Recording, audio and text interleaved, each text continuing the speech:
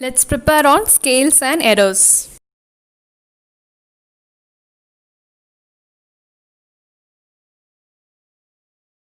In today's class, we are going to see about the scales and errors. So first, what is scale means? It is just a representation factor. That is, what is the size we are mentioning in the paper, that is in the plan, and the real length that is actually existing in the area or land. Okay, so that is what we term it as scale. So here we categorize into two things, that is large scale and small scale. So here an example is given.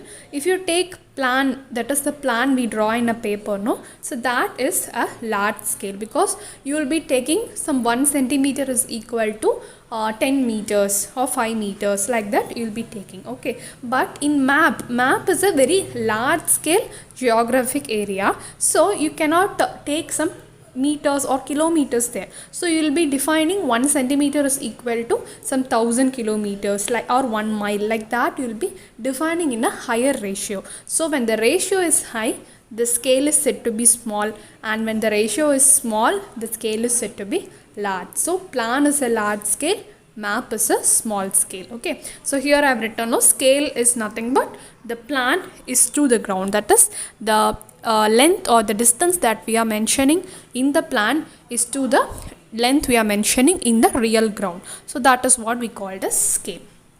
So here the next thing is a classification of scale is given. So when you call it as large, medium and small scale. So when you equate 1 centimeter is equal to up to 10 meters, it is called as large scale, and if you equate to 10 to 100 meters, it is medium scale, and when you equate 1 centimeter is greater than 100 meter, it is a small scale.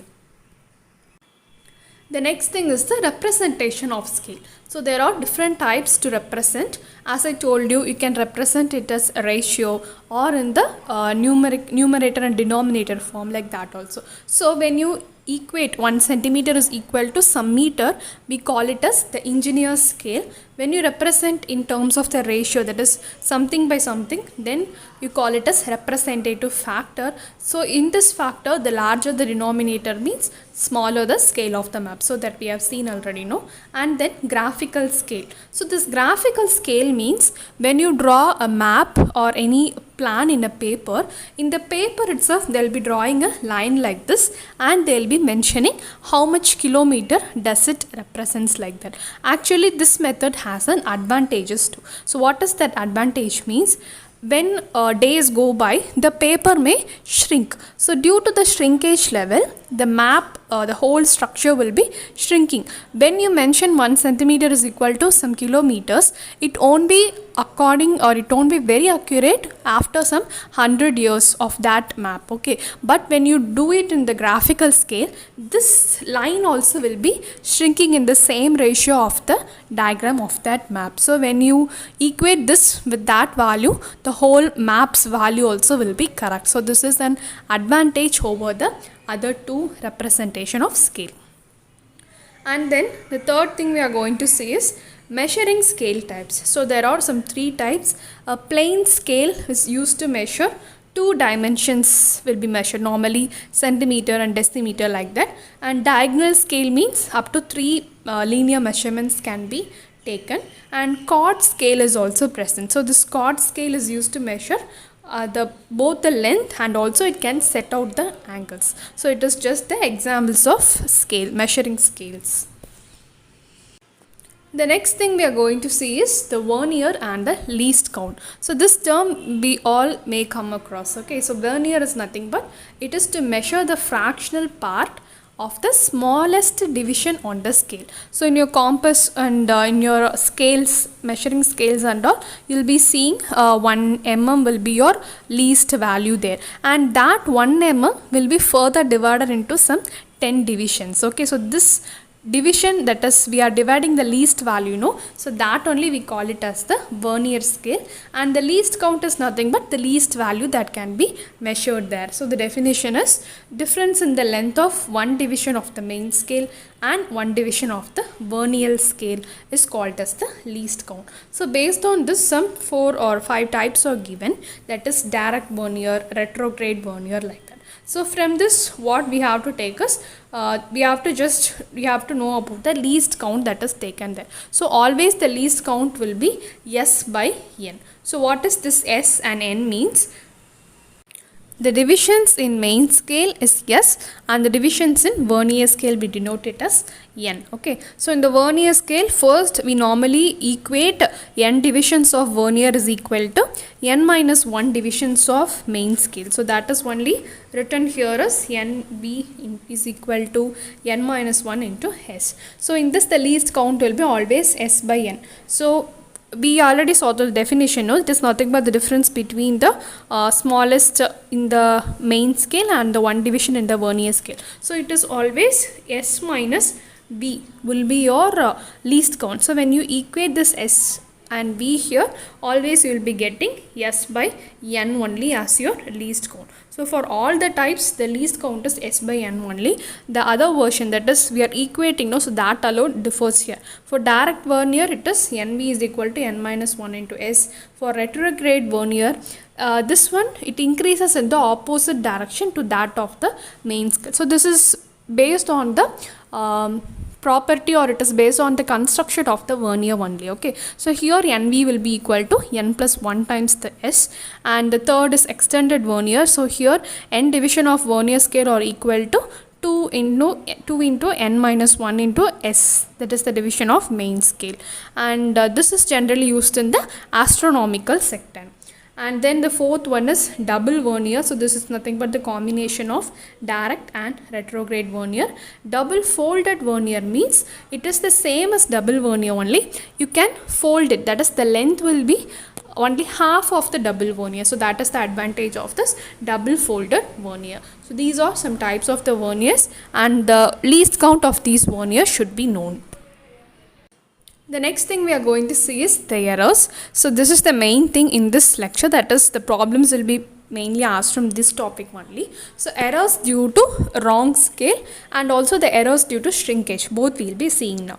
First, the error due to wrong scale, that is when you are measuring, you will be taking a wrong scale and then you will be measuring and you will be having a data now. So with this, you have to correct the scale now and you have to find the correct length or correct area. So how to find means the correct length is equal to, or the distance is equal to RF of wrong scale. RF means we already saw, it is the representative factor, or you can write it as the scale also here, that is of the wrong scale divided by the correct scale into the measured length. And if it is area means the same formula, just you have to square the RF by RF value. Okay. So if you see this problem means a surveyor measured the distance between 2 points marked on the plan to a scale of 1 centimeter is equal to 1 meter and found it to be 50 meter. Later he detected that he used a wrong scale of 1:50. So he used a wrong scale of 1:50, but the correct scale is what? 1 centimeter is equal to 1 meter. So you have to convert this also in the form of representative factor. So 1 centimeter is equal to 100 centimeters. So you have to convert both into same unit. So 1 centimeter is equal to 100 centimeter means the representative factor will be 1 by 100. So you can substitute here 1 by 50 divided by 1 by 100 into the measured distance will give you 100 meters. So this is the correct distance now. And the next part of this question is now find the correct area for the measured area of 50 meters square. If that is the case means again the same 1 by 50 by 1 by 100 the whole square into 50. This is the area here. Okay. So here 200 meters square. So this is the correct length and correct area that we obtain now.